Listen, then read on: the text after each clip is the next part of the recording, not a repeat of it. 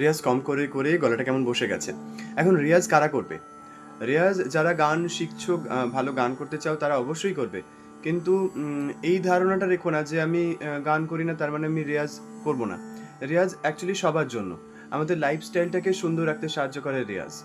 তাই একদম একটা তানপুরার আওয়াজের সাথে অ্যাটলিস্ট হামিং করা কিংবা সা বলার অভ্যাস তৈরি করা, এগুলো আমাদের যেহেতু দৈনন্দিন জীবনে আমাদের কথাও বলতে হয়, সেই কথা বলার জন্য আমাদের কনফিডেন্ট থাকতে হবে।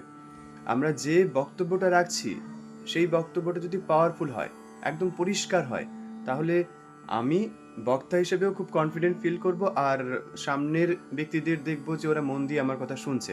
তার মানে সেখান থেকেও অনেকটা কনফিডেন্স আরও বেড়ে যাবে আমার মধ্যে, তাই না? সেই কারণে রেয়াজ করা দরকার সমস্ত মানুষের, আমি মনে করি এটা। প্রত্যেক দিন অন্তত 15-20 মিনিট আপনারা ইনভেস্ট করতে পারেন।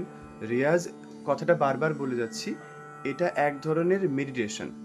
তো এক ধরনের প্রাণায়াম, ঠিক আছে? এইভাবেও ভাবতে পারেন। তাই আমি অনুরোধ করব যে সবাই উম, কোনো টাইপের মেডিটেশন অবশ্যই করুন। যেমন আমি এটাতেই মোটামুটি অনেকটাই শান্তি অনুভব করি। তো প্লিজ করতে পারেন, ভেবে দেখতে পারেন রিয়াজ।